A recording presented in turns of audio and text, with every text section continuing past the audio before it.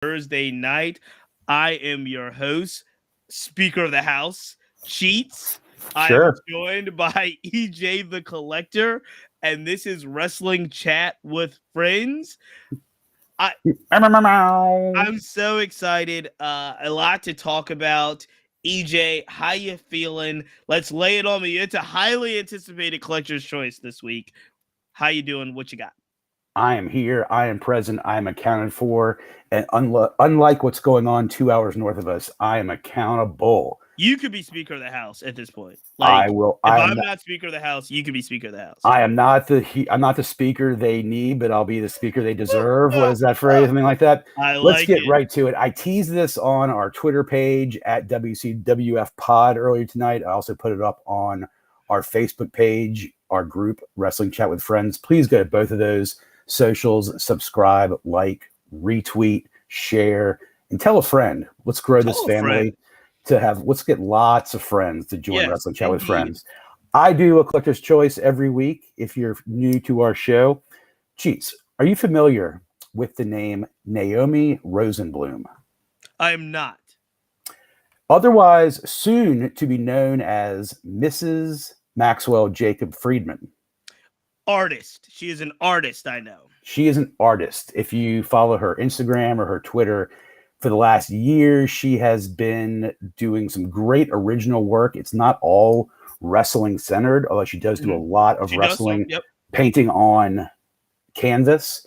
And she has made some prints available of the most recent piece she did right after her fiance, your savior, my savior. I'm not wearing the Burberry right Burberry now. Today. I think it's either right behind me. MJF, our champion, she did a canvas painting of MJF, which she made a very limited number of prints available on her website. Ooh. She made 100 prints available.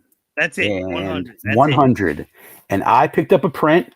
It is hand signed by the artist, Naomi Rosenblum. I like it. It is also numbered. Look at that. Look at that. Got her signature in the corner right there. Cannot see it, but look at that. 20 of 100. That's a low number. That's a very low number. Yeah, that's a good number. And no, did you have to be like right on it when it was released? Like, how did you get number 20? I'm sure there was some anticipation or something. No, I don't know if she previews any of these. She started showing up on my Twitter feed right after MJF won the title. She was subtweeted on a couple of things because I follow MJF, and I may have been following her and just saw that she had an order one day for it after she revealed it, jumped on it. I have never invested in wrestling art before, but I am the collector. I'll literally invest in anything. I like it. I collect a lot of things that are sports and baseball related. So it seems like something right up my alley. This not particular. I would never go full MJF, but I think that it is really, really well done.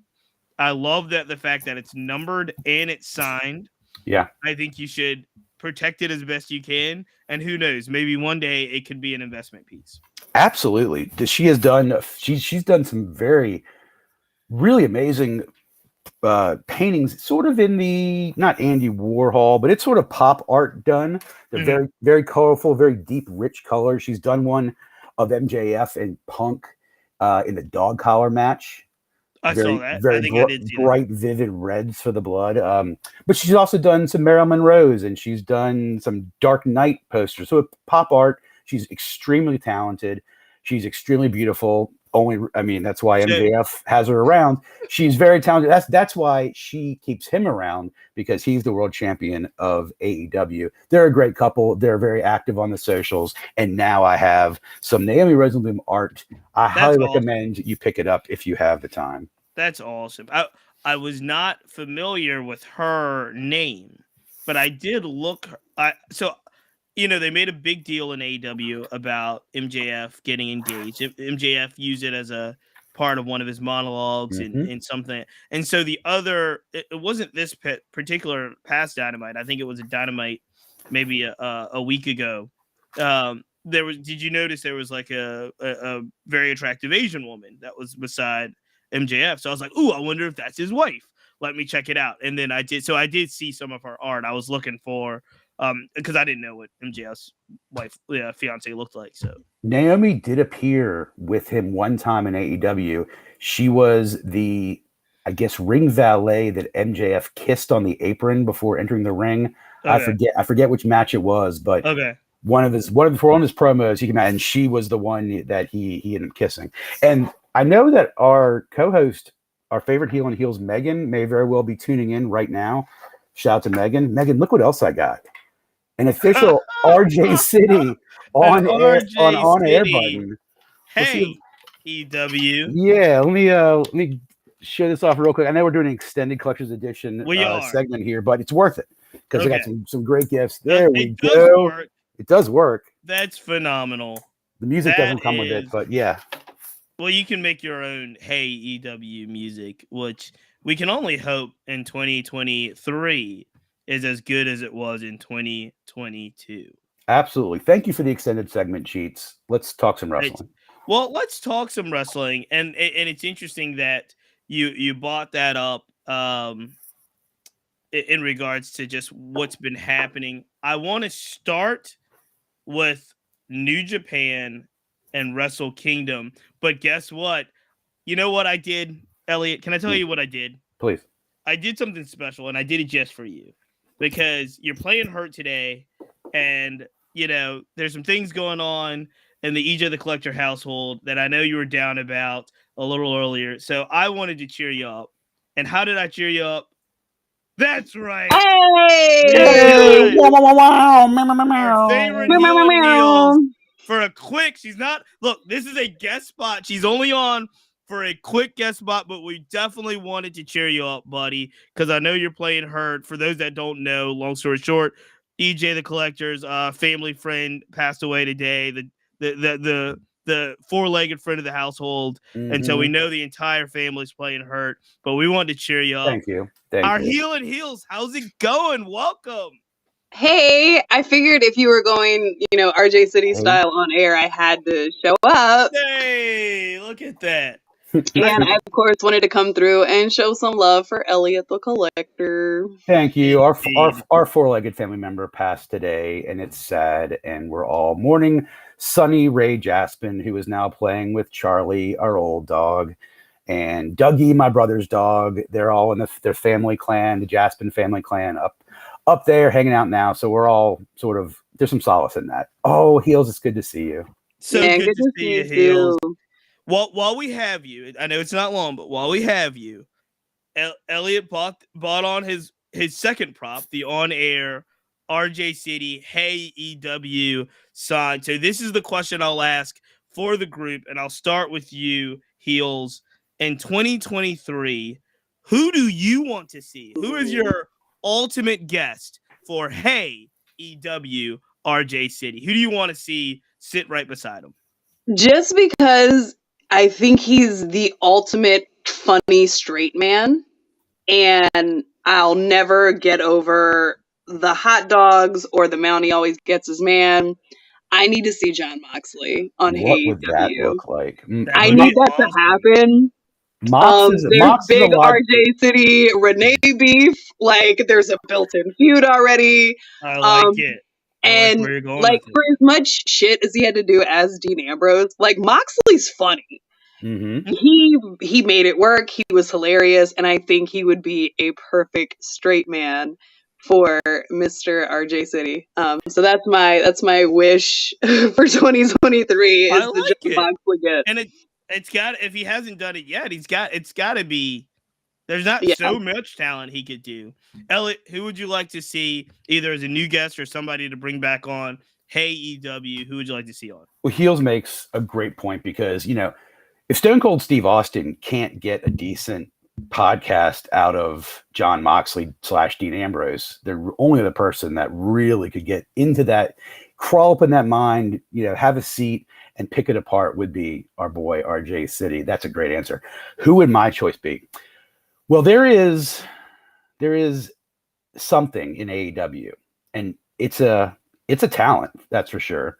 who we have really not heard virtually anything from their whole time in AEW. And no, it's not Hook.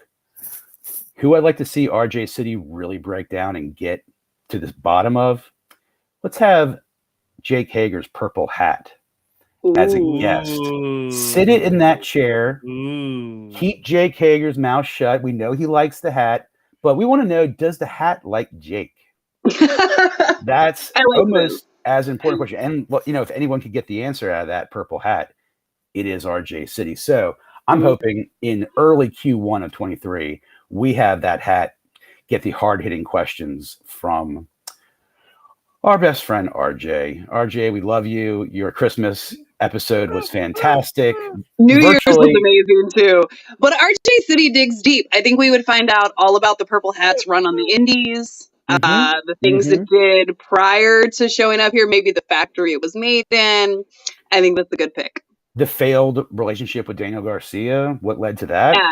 Yeah, you really gotta dig into that. I like both your answers. It is not my answer, but I enjoy both your answers very much. I try not to use foul language on any show. However, I respect that about you. My guess would be, you dirty Stokely. You gotta go Stokely. Hathaway sitting across from RJ City. I think it would be pure comedic gold. He hasn't been on? Oh, who am I thinking of? Has Stokely been on? Stokely hasn't been on yet, but I do think he may be like the one to be able to give RJ a run for his money as far as quickness. It would be so good because it was a couple weeks ago, and I don't exactly know what. I was thinking of Sanjay. He had Sanjay. I thought Sanjay would be great too. He was my second choice. Sanjay was on with Lethal a few weeks ago, handful of months ago. I think he's great. I think he should have a solo. But when Stokely from the apron dropped, from the up in the rafters dropped, you dirty, I was like, this is the greatest thing I've ever seen. And it was just hilarious. So didn't he call Daniel Bryan a raggedy bitch? That was really fun. Yeah, that was it. You raggedy. That's what I was that's where I was getting. That's what I was getting at. And I was like, after I heard that, I was like, this guy's gold. He could do it because he was getting roasted, and the whole crowd instantly just died laughing. And I was like, that is the greatest line I've heard in a long time. Delivered. There's no way that's not happening. Literally by the end of February, we'll have Stokely on. Look, this is great. This is awesome. So much to talk about. Heels. Before we get you out of here, is there anything in particular that you are looking forward to as we move into this first quarter of 23? What's the big thing that you would want to talk about? Okay, so this is kind of off-brand for me. Okay, talk about it. Let's bring it in. I am really excited to see the build-up to the rematch of Ospreay and Omega. They put on a straight-up clinic this last weekend at Wrestle Kingdom. I'm a huge Ospreay fan now. Of course, you know, we love Omega, the cleaner, belt collector. And I think Kenny's going to have a hell of a year in New Japan. I think he's going to go on a crazy run, new IWGP champion, US champion. But I do think we're going to get to the moment where he passes the torch to Ospreay. I hope it happens this year. I hope they take advantage of that feud and build it back up. But that match was so good. I just need more of it all the time. I like it. We're going to talk about some things that we're going to talk about in Wrestle Kingdom. We're going to talk, obviously, about AEW as we move on. But we wanted to thank our special guests for brightening all of our day. Heels. Thank you so much for jumping on. What's next for you? You've got school coming up next week, right? Yeah, I go back tomorrow just to get everything back in order and start getting ready. And then I start my second semester of my PhD next week. Wonderful. I guess the question we have for you is, do you want to be Speaker of the House? You can still be Speaker of the House. There's votes to be had. Based on some of the nominees that have been put up. I think I'm It's nice we qualified. have. More than you- qualified. You would get more. You would get more than a lot of folks right now. Side note, political side note, there is a representative from Ohio whose name is Nunn, and I've been watching nonstop because this is amazing. And I love it every time she gets to it. She goes, "None of Iowa." And so I want everybody else to enjoy that with me.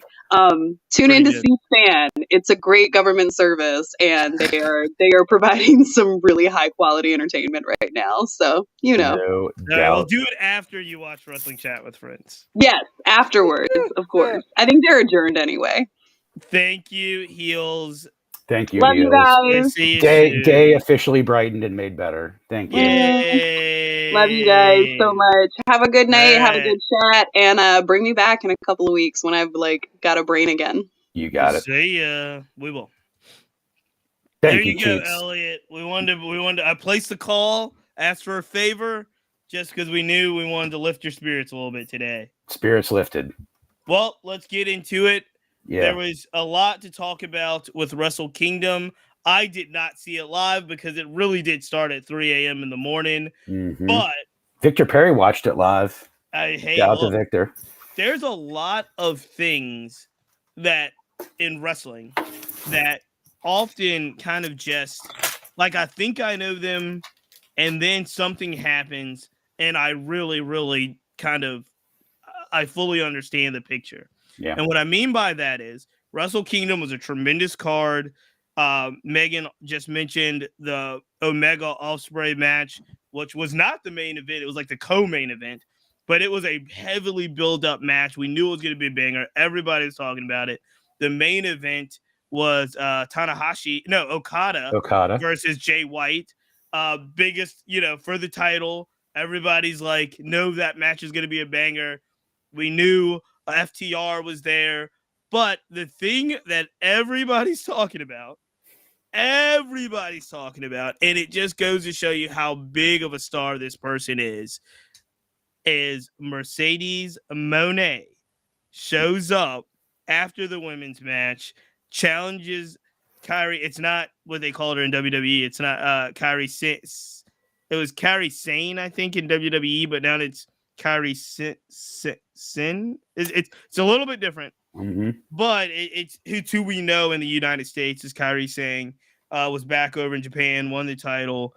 She has the title. Mercedes Moné comes out, and even so there's this decorum thing about Wrestle Kingdom, which is kind of weird for an American audience, where they don't pop like the USA crowd pop. Right. It's like a decorum thing where like people are walking down the aisle, and to focus on the kind of the spectacle, they're very like respectable. There's no like real audible gasp. There was an audible gasp when Mercedes Moné showed up. Worst kept secret in all of New Japan. However, when she walked out, it was huge, and it turned into, for all case and purposes, the biggest story at Wrestle Kingdom. Sans the fact that you had FTR, sans the fact that you had two different main events. What was your take on Mercedes Moné, the debut, the outfit, the challenging, and the announcement that she will be wrestling in New Japan for the title? I believe it's in February in California. Just tell me what you thought of that whole spectacle, and then we'll go through. So like you, I didn't watch it live because it was in the middle of the night. 3 a.m. when it started. Secondly, it was the worst kept secret. If you went on social media at all in the week to weeks prior, you knew that was almost certainly to happen. The last secret was what was she going to look like? What was the production going to look like? What was the music going to be? And when on the card would she appear, even though she appeared pretty much where we expected her to. I kind of overall was far more taken with some of the action that occurred in some of those matches. I am happy for Mercedes Varnado that she is finding something. She is finding the beginning of her next act, which her next act will likely not be even her final act. She has too much talent and she hasn't even begun to really spread her wings in Hollywood and film, but she is still extremely young, extremely in shape, extremely talented as a professional wrestler, and by all appearances has the fire to still compete and entertain in front of a live crowd. She has taken her talent to Japan. There's rumors she'll be taking her talents to more than one promotion. Yeah, no, it's another worst kept secret. It was coming out today all over Twitter that she has signed with AEW and she will be showing up. So I was waiting. I hadn't yet dug that deep to see if it was confirmed, but that has been sort of basically confirmed that she has signed. I'm holding on hope. Rumor is that it's a done deal. Done deal. They did the segment on Dynamite last night where Saraya, we don't want to go too far into left field because we will talk about Dynamite, but they want some element of surprise. Right. So the idea of her being the mystery partner, which was kind of alluded to, seemed to say, okay, let's not do that because we want to have we want to do something else. It makes total sense to me. I don't know if this is the play, but it makes total sense to me that they did the segment last night. Saraya picks Toni Storm. Yep. She kind of shuns Shida. We all know how Mercedes feels about kind of Japanese wrestling, women's wrestling, kind of honing her craft overseas and so forth. It makes total sense that her and Shida team up. They kind of show up at the pay-per-view after the match, after the tag team match, and that would be her debut. I could be running with this. This could be my white rabbit, but I definitely think she shows up on AEW with Shida and like they go wreck shop. You think Mercedes and Shida show up together? Yeah, because if you watch the segment, did you see the segment last night? I saw Saraya choose Toni, and Shida looked miffed she turned her back on Shida. Right. And it was just like you weren't even there anymore. So you think Shida is going to bring a Mercedes out to counter the choice? Yep. I will disagree with that, and I think the choice. I don't think they're spoiling the mystery partner a week early without having it be some misdirect. I think Shida feeling shunned by. Let me get all my names straight. Shida feeling shunned by Saraya will attack Toni Storm. Prior to the match with a new partner. Okay. Therein, if all the rumors are true, it seemed to be, Mercedes will come out as Saraya's partner. Yeah. And so that was how I read that situation, with a little help from some dirt sheets that pointed me in that direction also. I feel like that's a natural thing as well. So one of the two, she somehow gets. This will turn Shida heel, turn her to she'll face Toni. She'll go up against those two also, Saraya. This is the turn Shida heel to introduce Mercedes, get that ball rolling. I don't know where this sort of ends up for Toni. She's sort of being just used as a prop in this debut. Here's the interesting thing about this. To me, Mercedes Moné is heel. Mercedes Moné, walked out on Wrestle Kingdom. She tries to shake, she does the handshake. She does the heel. She's a heel in New Japan. She's a heel New Japan. I guess she's a heel. She did the handshake, turns her back, slams her the DDT thing, lifts the belt up. She's a heel in New Japan. Okay. I think that's going to be her character. That's going to be her MO. I think she's going to be a heel. And so how does she become a heel? I think she either partners with Saraya and turns on her, or she comes out and wrecks shop with Shida. I definitely think that she is not going to be a face. Well, we spend each week a little bit talking about the stacked roster, the collecting of talent. She sort of falls into that spot that I thought Wyndham Rotunda may have been in at some point last year. Was, if they're available and they have some interest, you do whatever you need to do to bring that person in. Even though you might have brought in the face du jour in 3 out of the past 4 times, say with Claudio, with starting from Miro all the way to Claudia, Daniel, Brian Danielson. If you're going to pick up Toni Storm when she's available, you got to pick up Mercedes Moné if she's available. Yeah, and no, I guess you do that. Coming. I kind of think that Mercedes didn't need AEW.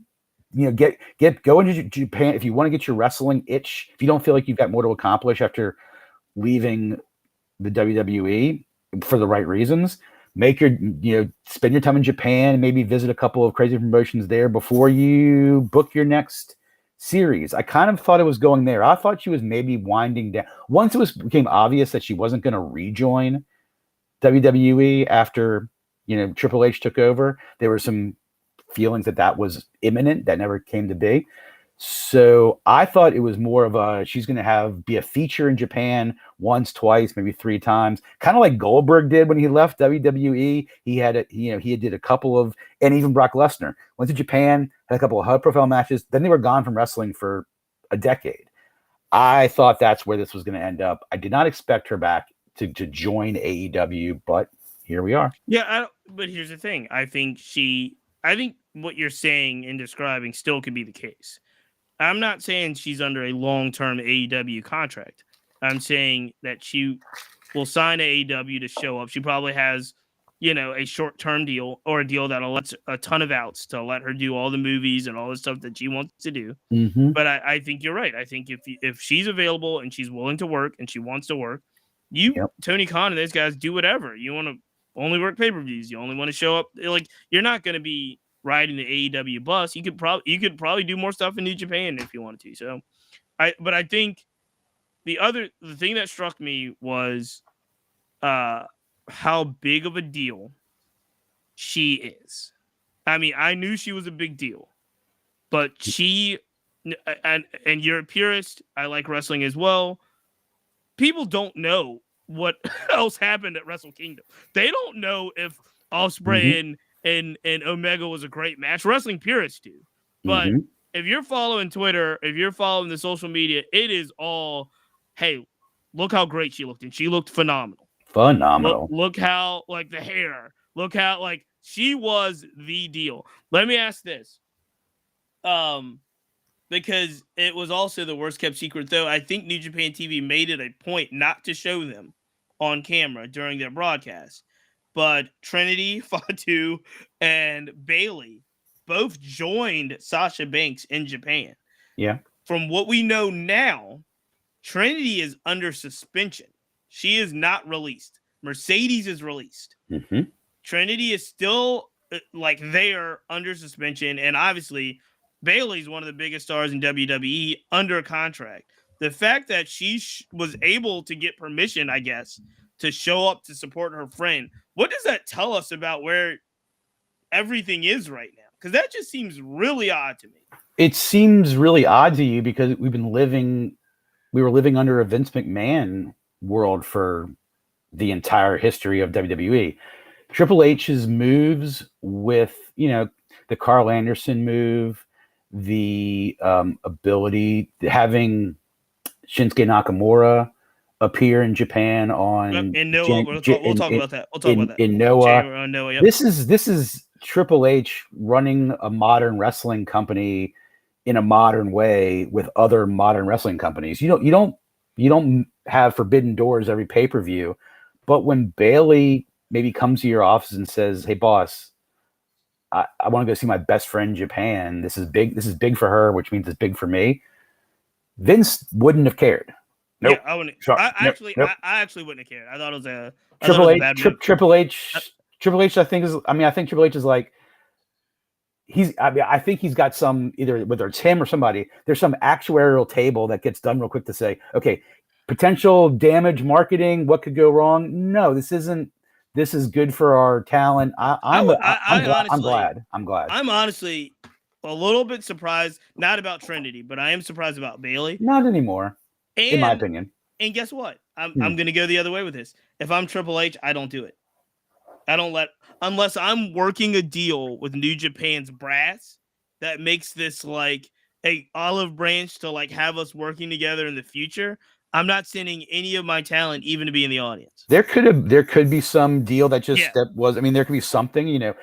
Does somebody show up in the Royal Rumble? I'm not saying. I don't know. I don't know. If this leads to that, maybe not a complete invasion on both sides, but if it leads to like a even semi-regular Forbidden Door type thing with WWE and Noah or New Japan, hey, that just puts us that's just the connective tissue of the major companies.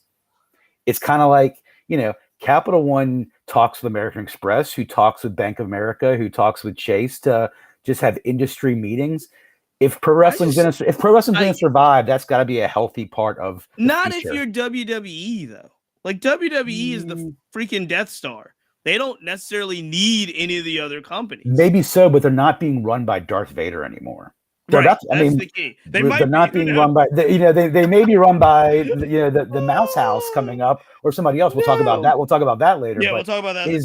I think it has been brought into the current progressive modern way to do business. Or does it take them back down? Does that making WWE, does that lower them a bit to the other the AEWs of the world, the New Japan? Because again, they're operating in rarefied air. They're basically they don't have to do anything. Right, but like I kind of said, if there are competent people running any company, making business decisions, somewhere there is some actuarial table that runs all those scenarios. It's a risk assessment, and doing a little bit of business and having sort of maybe that reputational risk. Reputational risk can be kind of exposed a little bit, but if it's gonna make them more valuable in an international market, which may be good in a sale or just for their future businesses run those tables to those risk versus rewards all the time. Vince didn't do it like that, but I'll say the last thing I'll say about this is I think this is less about risk reward and business opportunity. It's about keeping talent happy. I think it would have been that's part of it. That factors into it. Damaging move if they upset Bayley in this way if she really wanted to go. Mm-hmm. So I definitely am surprised that it went the way that it went. But hey, look, she showed up. She looked great. She did her part. She got the buzz. Mm-hmm. Let's talk about the things that I don't know everything about Wrestle Kingdom because I don't even know all the talent. I know my man Leo Rush was there again. Shout out Leo Rush. But I do know a couple of things. I know FTR dropped. Right? They lost. They lost. Yep. Right? Yep. They are now officially beltless. I know that Omega did beat Ospreay to take the New Japan USA, like the North American or what title equivalent. IWGP United States Championship. And I know that Okada took out Jay White to win that belt. So those are the things I know. Those are kind of the big topical headlines. I know Wrestle Kingdom is the WrestleMania of New Japan, and it seemed like the Tokyo Dome was rocking. What was your take on everything that took place?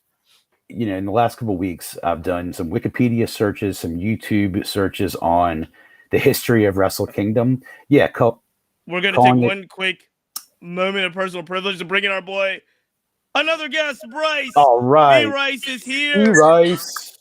Yo, what's up? What's good with y'all? Up? Hey, we're getting Elliot's take right now on the overall theme of New Japan's Wrestle Kingdom. Did you see Wrestle Kingdom, Bryce? If you did, we're gonna let EJ give us his overall thoughts, and then you're gonna jump in. All right? Okay, cool. Yeah, real quick. B-Rice, good to see you. Thanks for being on with us. Yeah, thank you. Nice collection too in the back. My fiance just got me an Oscar figure for Christmas. So nice. I like it. What I was saying about Wrestle Kingdom was I've spent some time in the last couple of weeks learning about some history of Wrestle Kingdom. It's really a glorious spectacular. It is the WrestleMania of Japan, as big if not bigger. The Tokyo Dome is the Madison Square Garden, if not more grandiose on that size scale.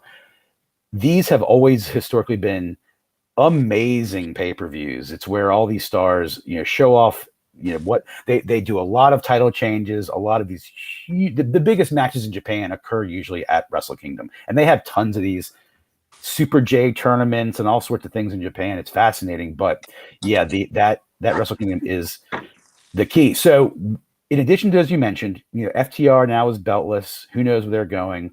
Jay White, who held that title for a good long while, good part of 2022. He was champ when we saw him in DC this summer. He now is beltless. Who knows what his future holds? However, someone who's been in New Japan for a while, and I think is now maybe getting ready to not take the reins of the company, but be maybe the non-Japanese representation, is Zack Sabre Jr., who has really never wrestled much in America, much like Will Ospreay. He won the tournament to be the newly crowned IWGP. Thank you very much. Jeez, IWGP television champion. A big rectangular gaudy belt they introduced. He went through a tournament, beat the likes of Evil, and I'm trying to remember who he took out in the finals. But I think that's going to be just adds another prestigious title to the multitude of titles they have in Japan, all of which are revered. I thought that was fantastic. I caught a lot of that match. Was great. Man, New Japan really knows how to put a good card together. And there's the second part of Wrestle Kingdom coming up later this month, right? Yeah, I always thought it was a multi-day thing. Like, I thought Wrestle Kingdom was always this multi. So is it later in the month? Is another Wrestle Kingdom like part? How does that work? Yeah, that's what I thought I read. And I think, yeah. I know they have Battle in the Valley coming up. I know that card is coming up in San Jose. Right, that's the one where Kyrie and Mercedes Moné are going to go at it. That's in San Jose, right? Right, so the first day of the event took place January 4th, 2023, with the second day of the event to be held on January 21st at the Yokohama Arena in Yokohama, Japan. Yeah, that makes sense. Oh wow, Black Lick would definitely be mad at me right now for not knowing that. He's like the biggest New Japan wrestling fan. Yeah, he's like the biggest New Japan wrestling fan ever. But yeah. So, one thing I didn't think about, and I didn't expect Okada to win the World Championship over Jay White, to be honest with you, is where does Jay White go from here? I don't know. And I say that because it seems to me that Jay White in AEW, for whatever reason, isn't it. I think New Japan is where he's going to be, where he's going to kind of reign supreme. And I think that's by his preference. He did some things in Impact with Bullet Club, right? But I'm pretty sure it's a New Japan thing for him. So I can see him doing more in AEW now, because I remember the couple times that he popped up in AEW, he's had like appearances there, but it's not really been like storyline. Of course, he was like Adam Cole's kind of like henchman for a little bit for a while, right? But he could definitely do more stuff in AEW, especially since we definitely got some AEW title holders in New Japan now. Yep. And didn't we kind of get cheated out of a match with Zack Sabre Jr. and it was a Bryan Danielson was supposed to be? Is this when Bryan Danielson fell into the ring and wasn't cleared to wrestle? Right. So exactly. Is no one considering Jay White might be moving to WWE? Is that not? It's being considered on social media a little bit, but and I wouldn't have thought it either. But I guess we got to examine all possibilities now with WWE. It's not. It's not seemingly in their MO with what they've been doing through the Performance Center, but is Jay White the kind of guy where if he's available and he wants to do it, if you're Triple H, do you try to inject something that like a talent like him into the company? I don't know. Jay White, Seth Rollins, come on. I would say how long is AJ out? If AJ Styles is out a really long time, do you bring Jay White in to lead the OC? That's interesting. I think if wrestling's taught us one thing, that we, swerves are part of the business. I would love to see, I think I would love to see Jay White in WWE right now more than I would in AEW, simply because of the talent right now and the opportunities and the feuds that are available for him. We know what feuds are available in AEW. It'd be a continuation sort of his New Japan persona, but he's young. He's barely 30, so he has a whole nother act that he could, and lots of talent who we wouldn't think. We never thought AJ would have ended up there. And now he seems like he's a WWE Hall of Famer, Yeah, like he's been there for like years now. For like feels 6, like 7 it, yeah. years. 2016. Yeah. Bryce, did you watch Wrestle Kingdom? Did you take it of an end? Did you read any of the stories? It's wild. I did not watch Wrestling Kingdom because in another era, when I didn't have like a regular when I didn't have a regular daytime job, I would have totally when 3 a.m. to 7 a.m. was just fine to watch a 4-hour wrestling show. Sure. Yeah, but I didn't. But I caught like some of the previews, and I read the results like everybody, and I saw just the fact that Sasha, Mercedes Moné debuted, and then I saw like the her little move that she pulled. So, definitely looking forward to what's going on with them because you're definitely going to see more crossover. I don't know if y'all have hit on this. It's going to be interesting. I think all eyes are definitely going to be on Dynamite this upcoming Wednesday night to see if Tony Storm is just pretty much like a red herring. Mm-hmm. We talked about it a little bit. We think she is. We have two different theories. Would you like to hear them? My quick theory is that Mercedes Moné kind of links up with Sheeta, and then they together take out like Saraya, Tony Storm, DMD, and Jamie Hayter. EJ thinks that Sheeta takes out Tony Storm, and then the mystery partner is Mercedes. So it's one of the two. What do you think? I think Sheeta takes out Tony Storm because just the way that she was kind of like, because I caught Dynamite last night. Yeah. But yeah, the way she was looking at Saraya, like pretty much like, all right, I'm about to show you. Definitely about to show you. Absolutely. Let's quickly jump into last night's Dynamite. I thought it was a really, really good episode, and I know that all of us are up on it. I don't want to bury the lead because I do think the biggest story of the night was what happened at the end with the TNT title switching hands and Darby Allin's hometown. But I want to start from the beginning of the night in which Ricky Starks takes on a Chris Jericho. Starks and Jericho put on a pretty good match, but the interesting part for me is that Jericho puts Ricky Starks over clean. Crowd goes crazy. Starks is really now kind of being elevated to a place where it's almost inevitable that he gets some type of title shot. What did you guys think of Ricky Starks, the reception, getting the one-on-one with Jericho, and getting the victory over Jericho? Thought it was dope. It's hilarious because you'll see this online narrative that Jericho is like out to steal people's swag. But if I can recall, didn't Jericho get beat by Fandango back in the day? Yep, WrestleMania in Fandango's debut match. He did. He totally did. So like, Jericho, just recently he lost to Action Andrade on his debut. Few have had a bigger ego in the last 25 years than Chris Jericho. He's earned that ego for the most part, but he does take flack sometimes for being self-serving, for wanting to dictate sort of things, but he's also a pro, and I think he knows what's good business. He's got his reputation, his legacy is not in any risk of being tainted by a couple of losses. And he's at some point, if you're gonna talk the talk, you got to walk the walk, and putting himself in this sort of wrestling emeritus status where he is still drawing crowds, drawing money. His theme is still the biggest thing going. So I'm glad he has the maturity and the business sense to do these sort of things, because they're the right things for AEW. To elevate Ricky Starks is crucial in 2023, and it's off to a great start when you can go over a guy like Chris Jericho clean, and like I said, doesn't hurt Jericho, does all the good for Ricky Starks.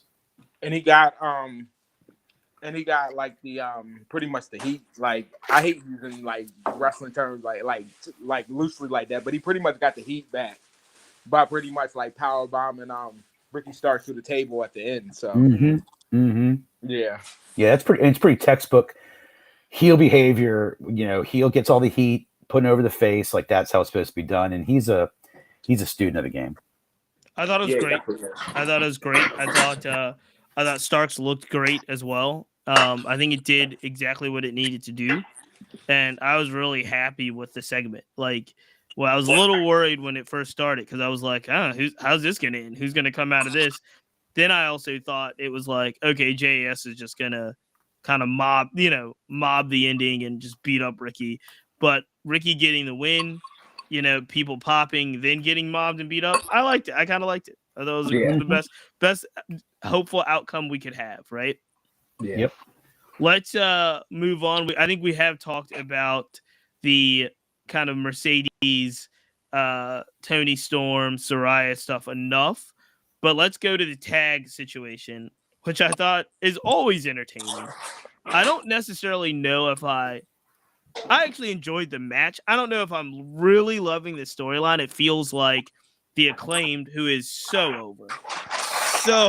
So over. They're doing everything right. And it just kind of feels like they dumped Jeff. Like, we got Jeff Jarrett. We have to do something with him.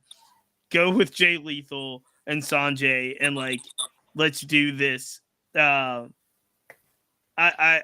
you're not going to wrestle FTR, you're not going to wrestle Swerve in Your Glory anymore. Like, you know what I mean? I guess this is fine enough. I'm glad that the Acclaim got the win. Acclaim did get the win, but what's your take on where we are with the Acclaim and where can we possibly go with Jeff Jarrett and Jay Lethal?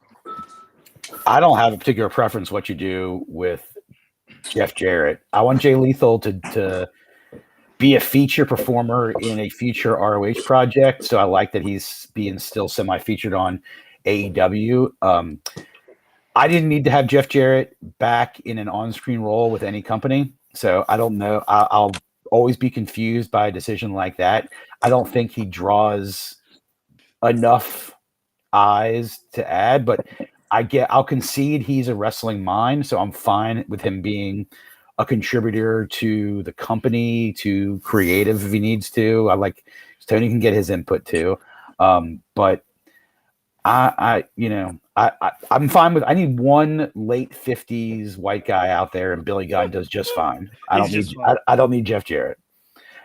Jay, I want to see him there because I really like Jay's work. He's not going to get elevated in AEW any higher than he is right now, unfortunately. So, prepare when Ring of Honor, if and when it gets its act together, I'd like to see him prominently featured. What do you think should be the next big feud for the Acclaim? I mean, it should be FTR. It should be FTR if they're game for it. If FTR is planning on being in AEW, if they're not, then we can't control that. But if FTR now is going to have lost all their belts and want to now capture the one they didn't have, that's what you do. If not, it's the Young Bucks. Other combinations of the, then who else is there right now? Is the tag team division kind of weak right now, or? Yeah. At least in AEW, weak. Which is wild to say. Right. Unless you elevate the Gun Club, unless you elevate 2.0. So, I mean, not 2.0, Top Flight. Well, 2.02, but if the Gun Club, Top Flight, I've the tag team division is sort of like the young independent scene, the upcomers, like the dark talent, the dark and elevation talent. There is not a dominant. Hobbs and Starks aren't around anymore. Jungle Boy and Luchasaurus aren't around anymore. No. Swerve and Our Glory aren't around anymore.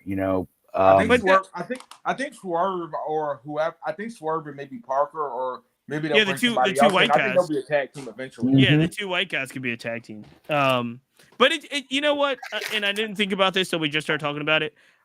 That's actually really, really sad because the tag team division in AEW was the strongest part especially when they first started coming on air. We talked about how strong the tag teams were. They had the tag team tournament. They had great teams up and down the roster. And now, if you're looking at it, I love the Acclaim. I think they're great. Obviously, I love FTR as well. But it's like, yeah, they've suppressed the tag team division so much or overworked them, right? Because it's like, yeah, Young Bucks are great. Lucha Brothers are great. But it's like, we've been there, seen that now so much. Like, Red Dragon is gone. The trios title may have been a mistake after all, because that's still the Elite's going to have the trios title in a couple of weeks, most likely after match 7. Do you put, is House of Black going to be a trios that goes after the Elite, or is Brody King and Buddy Matthews going to be a tag team? Like, they should be trios. Yeah, I mean, is Pac going to separate himself from Penta and Ray? Is Penta going to separate himself? Will they still be a trios? Well, there are some tag team potentials, but then you can say there's not a lot of trios now anymore either. House of Black will be the natural next. The fact that the undisputed Elite, Fish, O'Reilly, and Cole aren't there for a trios run. If I was Tony, I'd make sure you can keep FTR in the fold right now, because you're going to need that. Where is O'Reilly? Hurt. Okay. And then they let is on, and Cole, nobody really knows his status right now. Cole has it. Cole's still working through his protocol, concussion. yeah. Riley had the neck thing, and Fish is gone. And Fish is out of the company. Yeah, so that's Red Dragon's over. Mm-hmm. Damn. Guys, that's crazy. It's crazy that what I thought would be the strongest division in AEW is now really, really surprised. Even though I love the Acclaim, I think they're great. I love Top Flight. I keep saying 2.0, but Top Flight is really getting some push. Leads us to one of the matches that I thought was one of the more entertaining matches. AEW does this pretty much on every Dynamite, but they put AR Fox versus Swerve. I just loved what both of them do in the ring. I loved it. The right guy won. Swerve, won and did it in his sinister fashion. AR Fox is not going to be a title guy. Like, we know that. He's going to be a worker. He's a great worker. And, I think he's getting this is AR Fox getting all the flowers from all the years of indies and training. I mean, he's not going to win, but he's really showing out and being impressive. Mm-hmm. Bryce, what do you think of what they're doing with Swerve now? They've got the new stable, Rick Ross. They're really leaning into mogul life now. Where do you think Swerve goes? What happens here? Well, I know Swerve was definitely a baby face for his first while in AEW, but that dude has been had heat for rapping his own theme music. Cause that dude, he's a talented, he's definitely a talented professional wrestler. But behind the mic, of course, he's definitely nice on the mic when it comes to promos. But behind the mic, rapping, I don't know about that. But besides that, so far so good. I'm looking to see where they're gonna go with it. Swerve, I think he's a good natural heel. I'm wondering are they gonna add members to the group eventually, and it's pretty cool. It's pretty cool because that dude Parker is a legit Parker Boudreaux mogul affiliates. Yeah, because you see him on IG just putting fire emojis under Wale's IG, and you'll just see him interact, and I think that's super dope. So I definitely like it so far. Yo, one thing I gotta ask though, why does AEW feel they feel like they had to put the AEW logo on every T-shirt or hoodie, in the bottom? They kind of branding, my man, branding. Yeah, you don't think the WWE has that on their stuff either? Branding. They don't, but when you think about the DX shirts and stuff like that, they'll have the WWE logo on it, but AEW has their logo literally on the front, right next to the T-shirt design. You gotta put that shit more. Here's my question. Well, first of all, let me answer that. Here's why they do it, because you noticed it. Yeah, there you go. It works. Yeah. Let me ask this before we move on. Do we actually like mogul affiliates? Do we like this decision? Obviously, him and Swerve are going to. I mean, him and Keith Lee were going to break up, but Swerve kind of leading this mogul affiliates situation. Do we think this is where he needs to be? Yeah, I think it is. I think it's going to be like his road to. I don't see him winning like the AEW championship, but I definitely see him winning like a secondary title. Mm-hmm. And I could definitely see him beating Darby Allin like down the road. And here's the thing: could mogul affiliates be a trio? Sure, they Absolutely. will. I mean, they're going to have to be. I like trio Parker on Dark. Maybe. I like Parker Boudreaux. I've liked him since he was in NXT. Like a lot when he debuted as Harlan and shaved his head and didn't speak. Wasn't a fan of that. That was, I don't know if that was a Triple H or a Shawn Michaels or a Vince McMahon thing. I think if he had maybe he's not that versatile a talent. He's just a beast, but he has a look and he has some power that I think he could make it work. I thought he was going to be this dominant monster in NXT and be the one to dethrone Braun.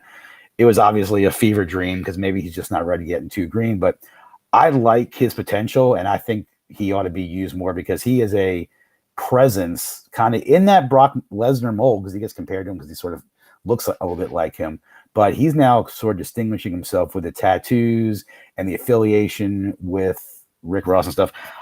I like some Parker Boudreaux. I want to see more of him. I don't know anything about no one does. The inmate who was the former baseball player, college baseball player. No one does. I don't I don't often say this, but if you do want a good laugh, Jim Cornette did a YouTube video that kind of just like a 10-minute video that dissected how awful he thought the Swerve Keith Lee mogul affiliates Rick Ross segment was 2 weeks ago. Listen, yeah, I could see him.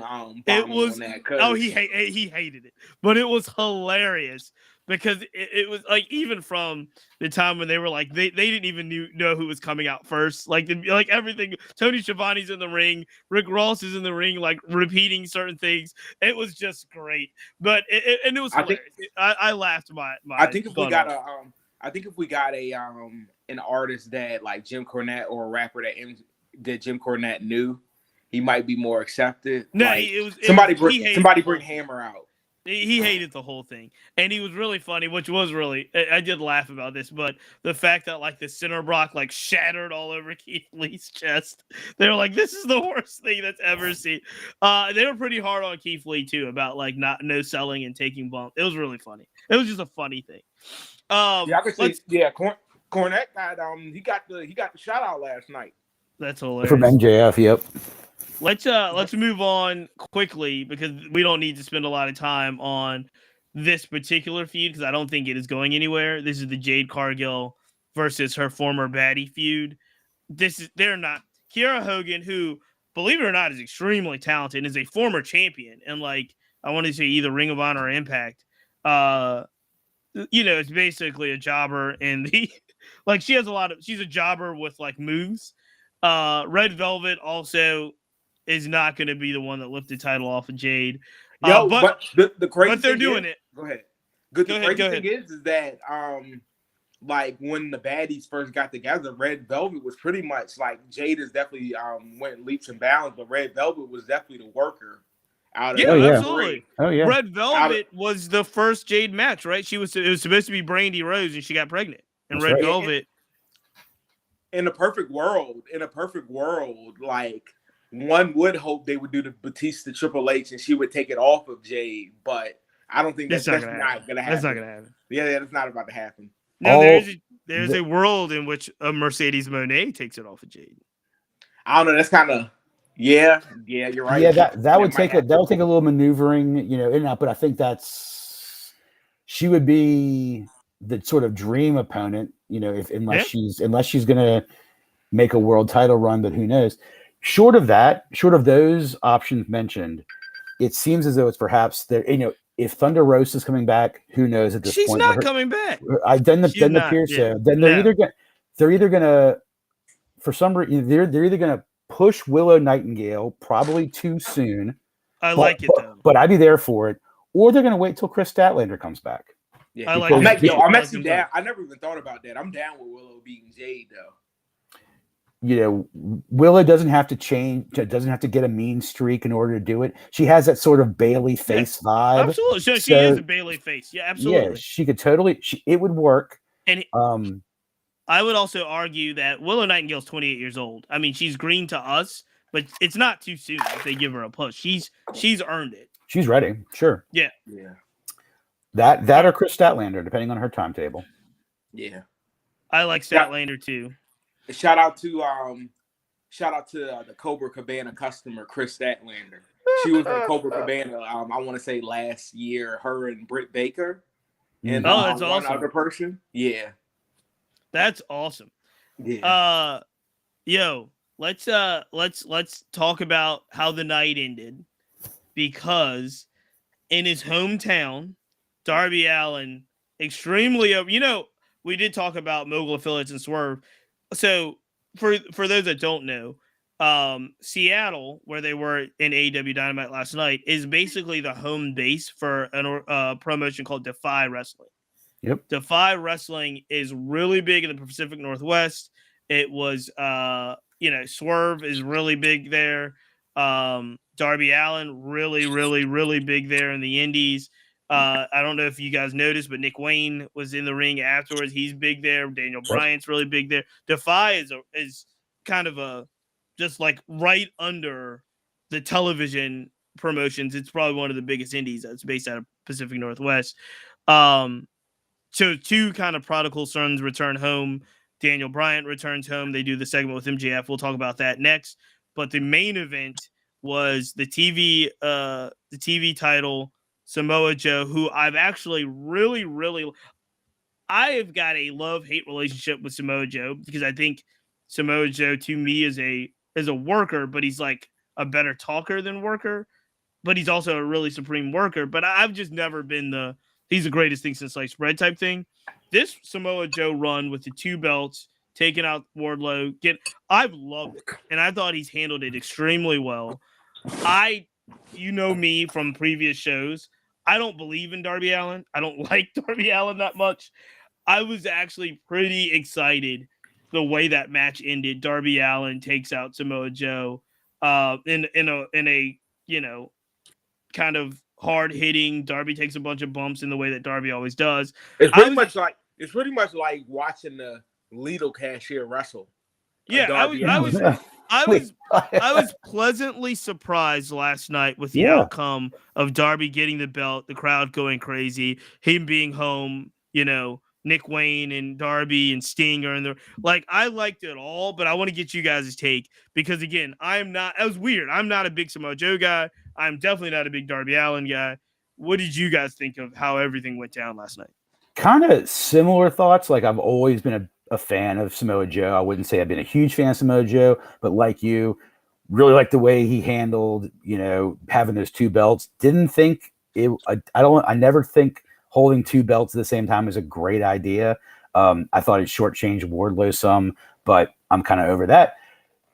I don't think Darby is a long-term champion either. I don't know where that goes after that, but good moment for Darby. He puts his body on the line every week. So whatever kind of accolades he gets, especially in his home crowd, I thought that was a great way to reward him. It probably helps move a couple of storylines along in some way.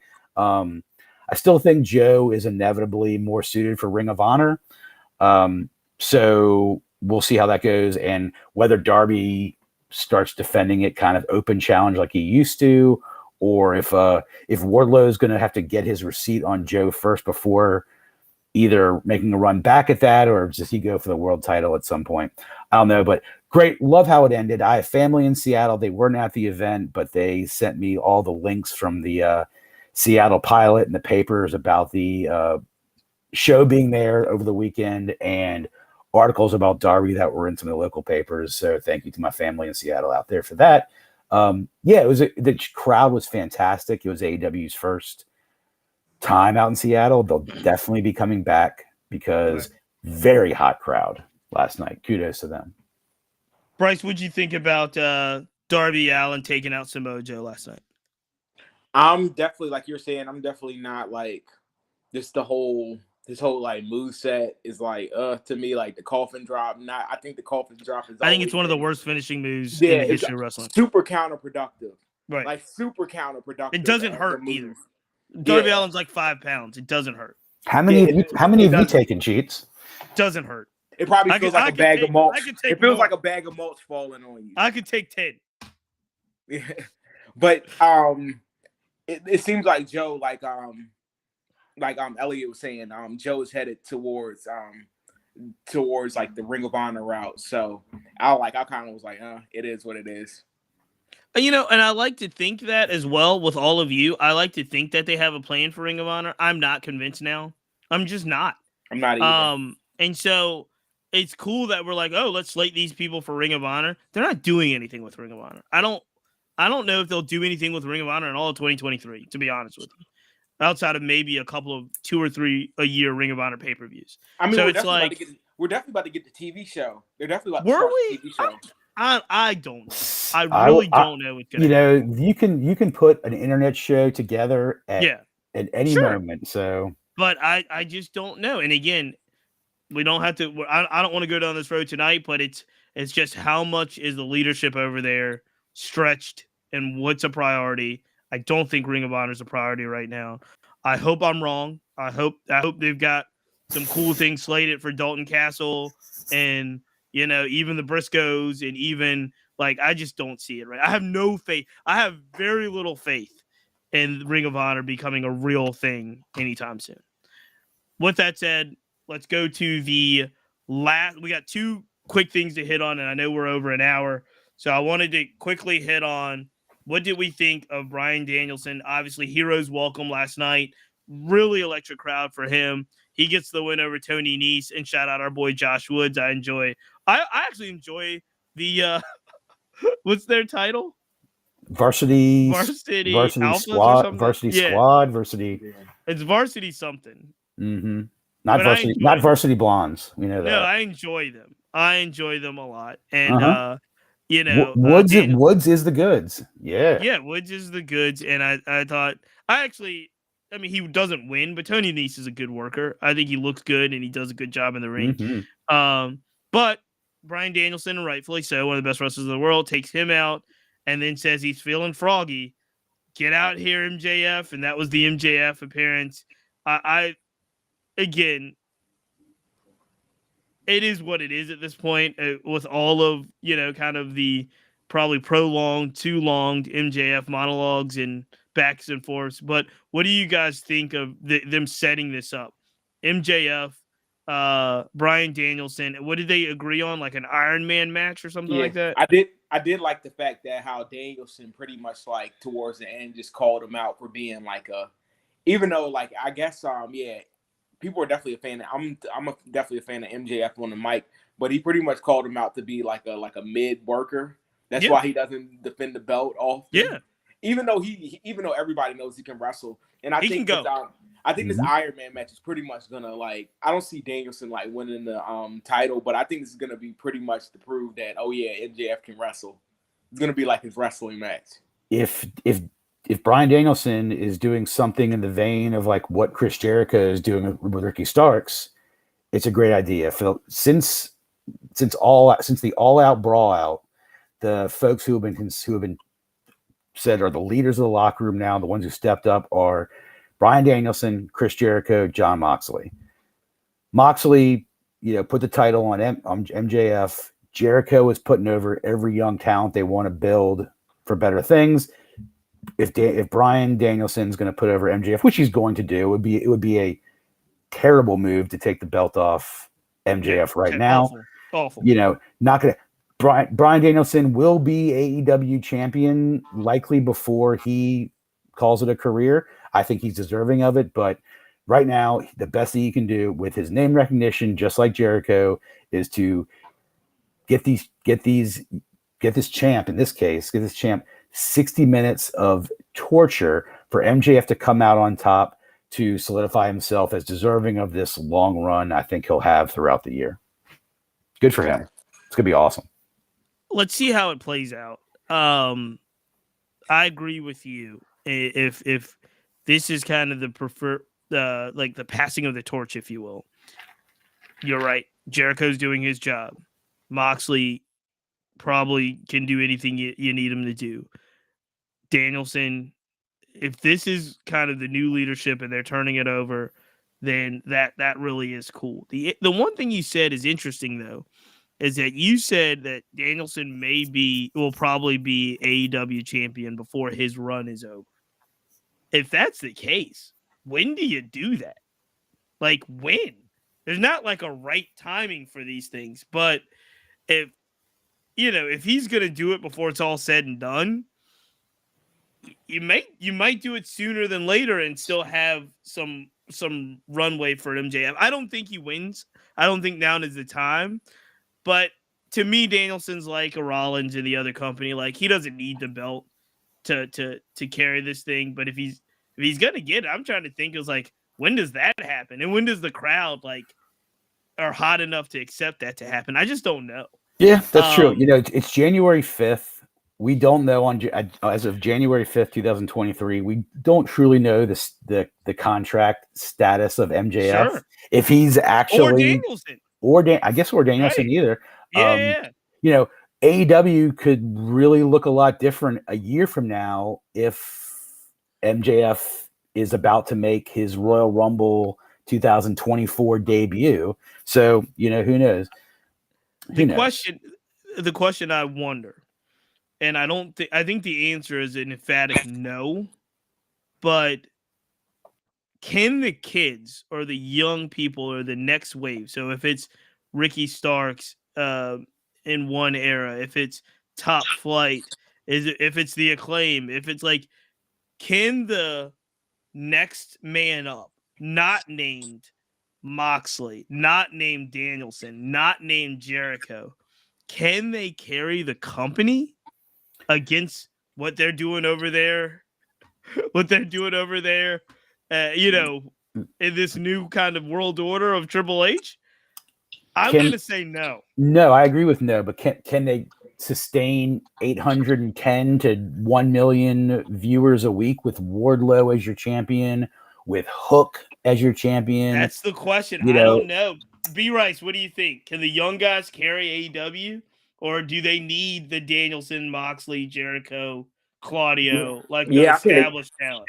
I think they can. I definitely think they can. God, y'all are wrestling fans. I don't think so. But you need those guys for a while. Wrestling fans. You guys are you need all those guys for a while. You need those guys throughout this year. You probably this need them is next how we year. know you guys are hardcore wrestling fans.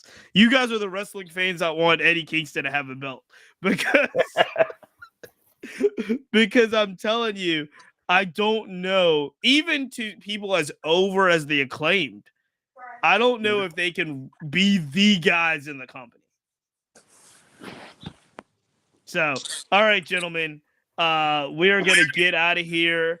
The last thing, we've held it off long enough. I don't want to belabor the point, but I do want to bring up the news that's breaked over the last 24 hours or so, that it looks like in 2023, the chairman of the board, Mr. McMahon, will be back in some capacity in WWE, if just not to oversee the sell of the brand and the company, WWE. So Wall Street Journal had a really good and really detailed article about all of the efforts that Mr.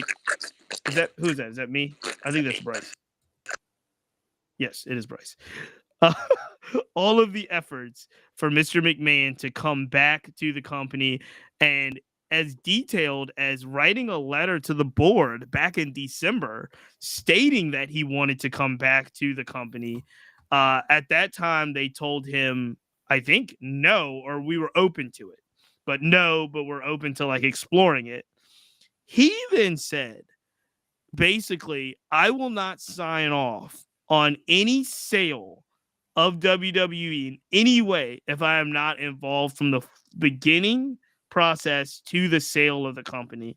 So now I think the rule is the leadership's in place. Triple H is still running the creative, the executive team's still in, but there will be a Mr. McMahon presence, if not just to sell the company. Most people think, before I go any further, most people think that this is just his way to get his foot in the door. And once he's in the door, he will be back to running WWE sometime in the future because he has now got his foot back in the door. Elliot, we lost Bryce right now, but Elliot, what do you make of all of this madness? What do you make of Mr. McMahon possibly returning in 2023? I think it's pretty soon.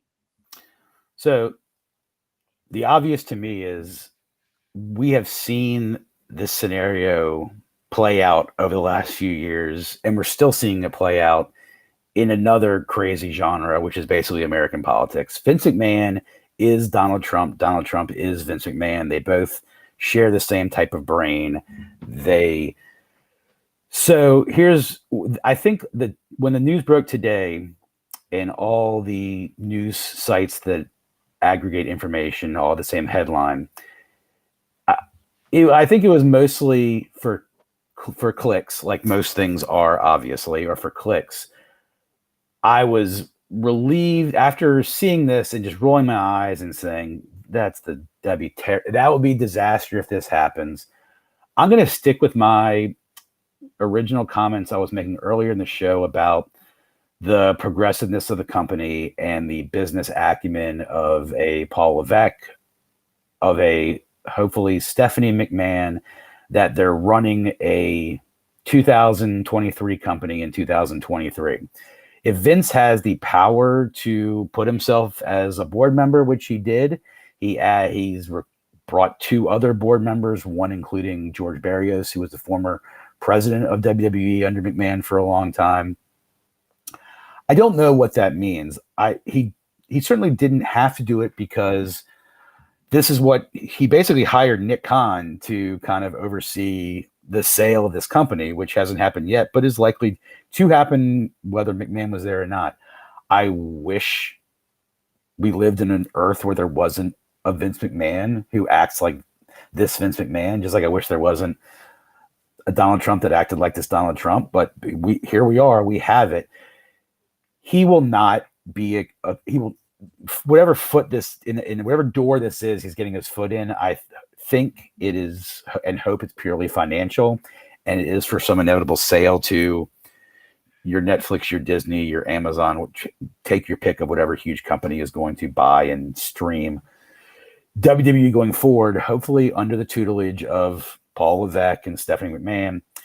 Triple H, I don't believe, will ever have a creative input again in that company. I think it is too easy and too plentiful to find dirt, expose dirt, rehash old dirt to keep him away. You mean Vince McMahon? To keep Vince McMahon away. And, again, while they're still a public company, if Vince McMahon tries to do anything to threaten the value of those shares, that would be illegal if he's a chairman. So, Vince, I'd say the same thing to Vince as I say to Donald.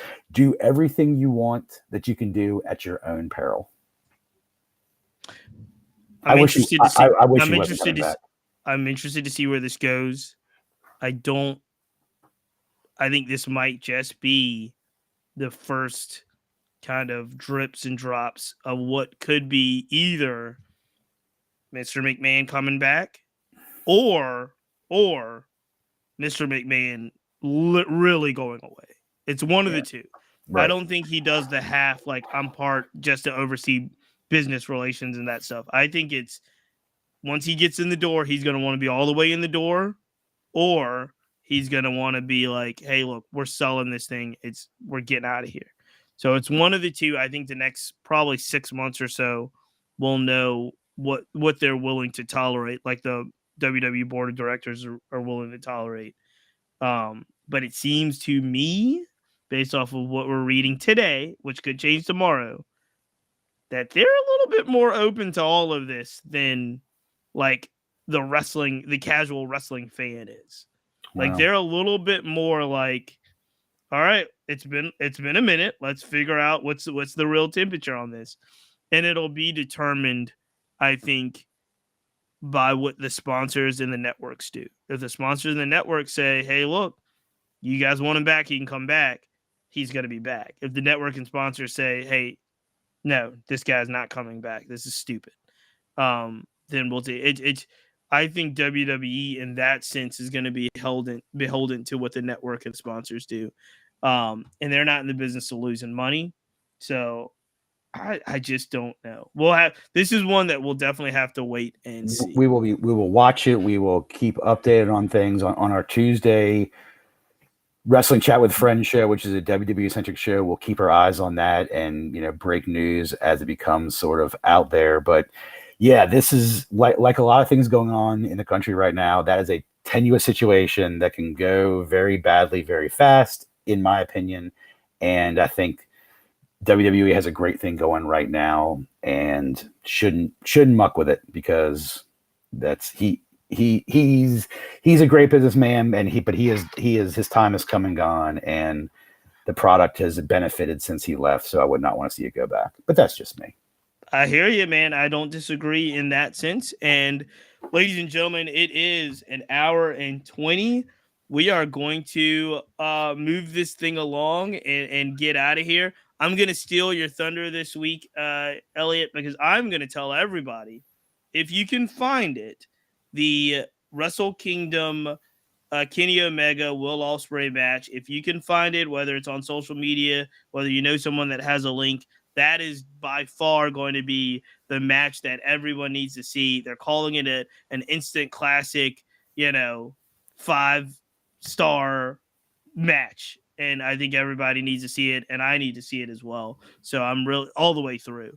I will have a runner-up, because I actually did see a lot of this match and thought it was actually really, really good. You mentioned it as well. Shinsuke Nakamura goes over to Noah and takes on the Great Muta in what Shinsuke called like his dream ever, like the dream match that he could have, was wrestling Great Muta. WWE allowed him to do that. He did it.